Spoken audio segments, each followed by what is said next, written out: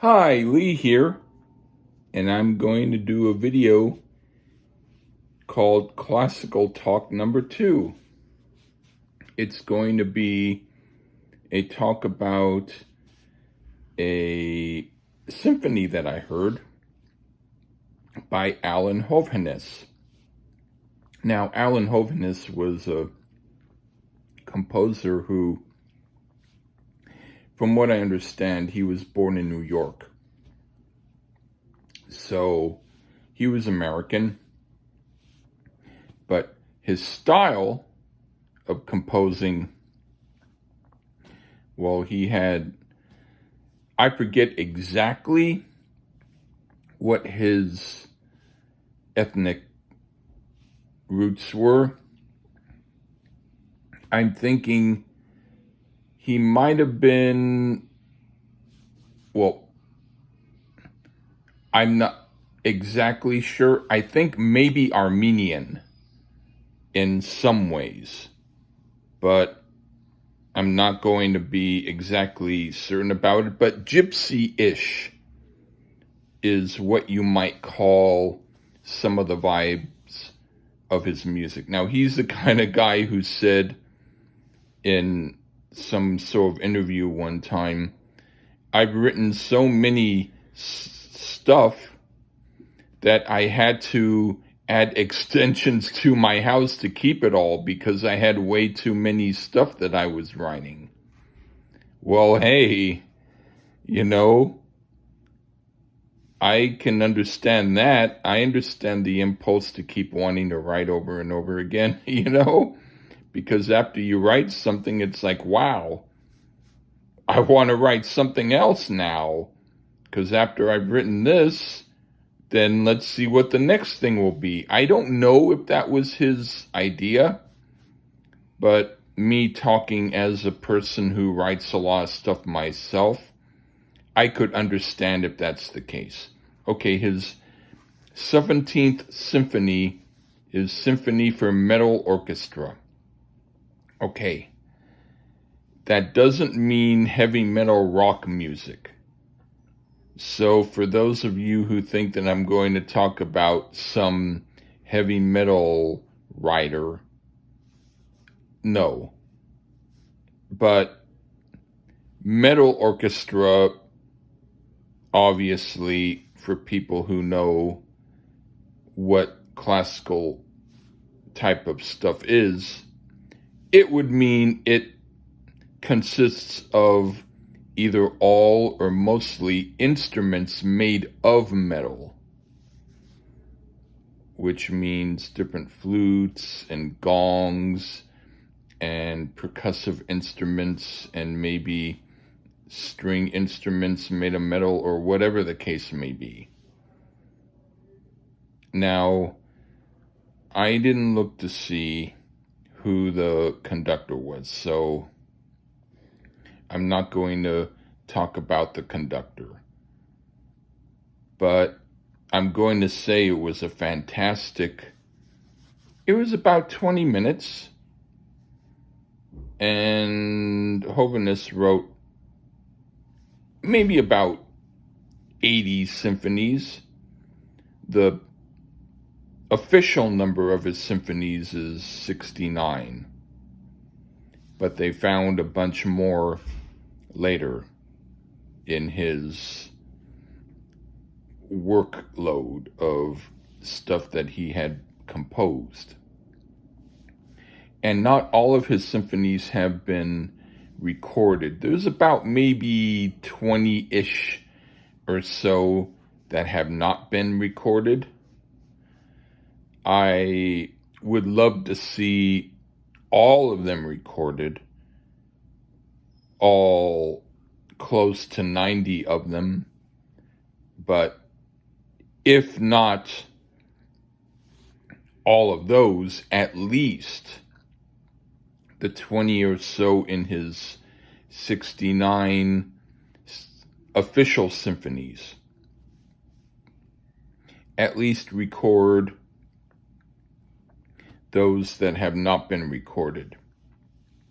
Instead of recording over again other symphonies that have already been recorded, and quite well. I think that it would be cool to record one of his other symphonies that has not been recorded yet. I forget exactly what the particular numbers of the symphonies are that were not recorded, but if they were numbered, I'm imagining that they exist and that they ought to be heard. Now, to talk about the symphony that I heard, it's sort of like if you're in an experiential mode where you're like thinking about the music and not about the things that are going on around you, kind of like a soundtrack to your thoughts.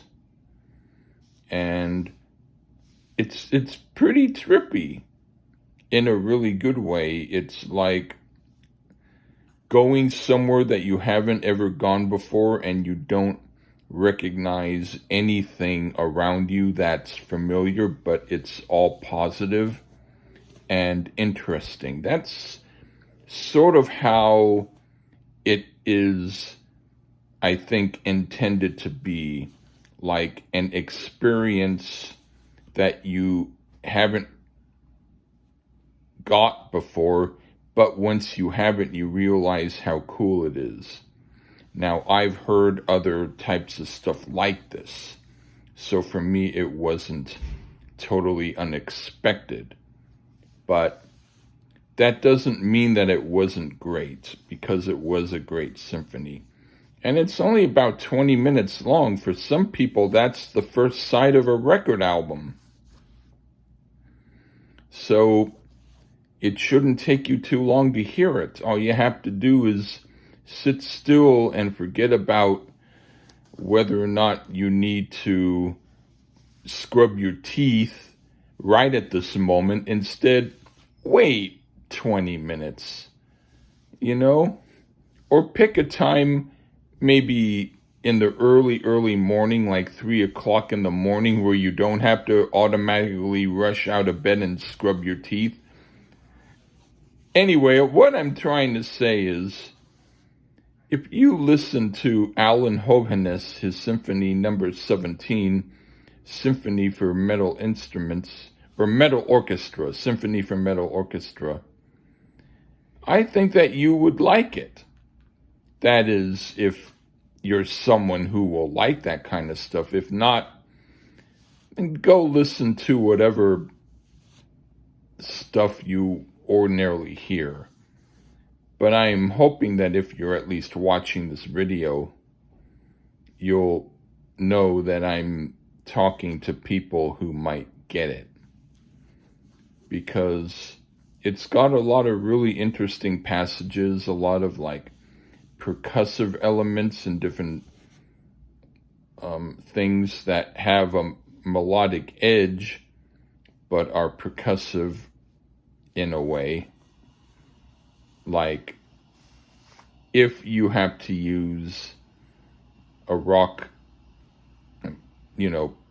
reference, then Nick Mason in the Grand Vizier's Garden Party, even though this doesn't sound like that, it has, at least, it will have for some people a thing where, oh, I recognize Pink Floyd.